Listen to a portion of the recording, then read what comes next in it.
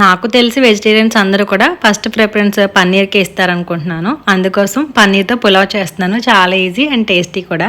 So దానికోసం ఏంటంటే ముందుగా ఒక కప్ వరకు బాస్మతి రైస్ వేసుకొని వాష్ చేసేసి వాటర్ వేసి అరగంట పాటు నానబెట్టుకోవాలి. తర్వాత స్టవ్ పై ప్యాన్ పెట్టుకుని ఒక టేబుల్ స్పూన్ ఆయిల్ వేసుకొని 200 గ్రామ్స్ పన్నీర్ని క్యూబ్స్లా కట్ చేసి వేసుకొని మీడియం ఫ్లేమ్లో ఉంచి అన్ని సైడ్స్ కూడా ఈ విధంగా మంచి కలర్ వచ్చేంత వరకు వేయించేసుకొని పక్కకు తీసుకోవాలి.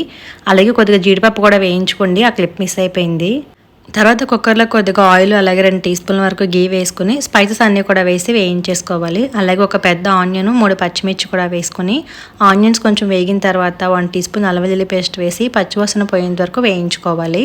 ఇప్పుడు వచ్చేసి ఒక హాఫ్ కప్ క్యారెట్ తరుగు అలాగే బీన్స్ ఇంకా టమాటో కూడా వేసేసుకుని ఇవి కూడా కలుపుకొని మూత పెట్టేసి మగ్గించుకోవాలి ఒక 2 నిమిషాల పాటు. అండ్ అన్నీ కూడా బాగా మగ్గిపోయిన తర్వాత ఒక 2 టీ స్పూన్ల వరకు ఉప్పు వేసుకుని 1 టీ స్పూన్ కారం వేసుకోవాలి. అలాగే కొద్దిగా పసుపు 1 టీ స్పూన్ బిర్యానీ మసాలా వేసుకొని కొద్దిగా కట్ చేసుకున్న కొత్తిమీర వేయించుకున్న పన్నీర్ అండ్ జీడిపప్పు కూడా వేసుకొని అన్నీ కూడా బాగా మిక్స్ చేసుకోవాలి. అలాగే ముందుగా మనం కడిగి ఉంచుకున్నాం కదా బాస్మతి రైస్, అవి వాటర్ ఏమీ లేకుండా వేసేసుకొని తర్వాత 1-1.5 చొప్పున వాటర్ కూడా వేసేసుకోవాలి. అంతా కలుపుకొని ఒకసారి ఉప్పు చెక్ చేసుకోండి, ఏమైనా కావాలంటే కొద్దిగా యాడ్ చేసుకోండి. ఇప్పుడైతే కుక్కర్కి మూత అండ్ విజిల్ పెట్టేసి హై ఫ్లేమ్లో 3 విజిల్స్ వచ్చేంత వరకు ఉడికించుకోవాలి.